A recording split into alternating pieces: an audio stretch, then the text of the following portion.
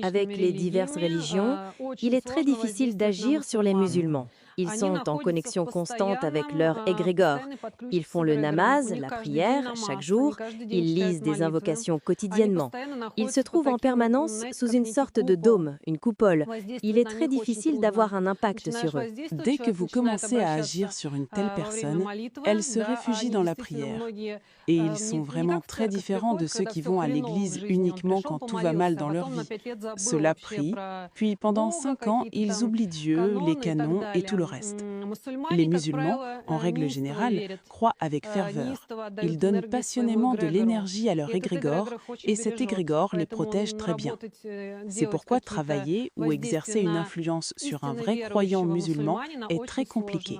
C'est une sorte de bon égrégore? Eh bien, pour eux, oui.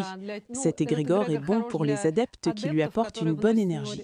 Comment le ressentez-vous? Par exemple, vous avez trouvé la trace énergétique d'une telle personne et ensuite, vous essayez de l'attirer, de visualiser ce lien, mais vous n'y arrivez pas? Comment cela se passe-t-il? Ça disparaît. Je n'arrive pas à m'en saisir. Je me concentre dessus, mais quelque chose m'expulse instantanément du flux, comme ça.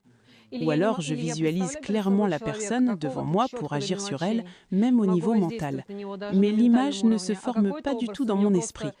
Je regarde même une photo, je recrée l'image, mais elle s'évapore de mon esprit. Je vois alors clairement que la personne est couverte par quelque chose. Est-ce que cela ne fonctionne qu'avec les musulmans? Pour moi, oui. Aujourd'hui, il y a très peu de chrétiens qui croient véritablement. Même ceux qui écrivent dans les commentaires que Dieu est dans l'âme et qu'ils sont de grands croyants, dans les faits, ce n'est pas le cas. Souvent, ils disent même que tout cela est un péché, puis ils viennent me demander en privé comment faire un kradnik. Un kradnik? Qu'est-ce que c'est? C'est le vol de chance, de biens, de beauté, d'argent ou de succès. C'est le fait de transférer quelque chose de positif d'une personne vers une autre. Il y a le transfert, où l'on jette ses problèmes sur quelqu'un d'autre, et il y a le kradnik, où l'on prend ce qu'il y a de bon chez l'autre.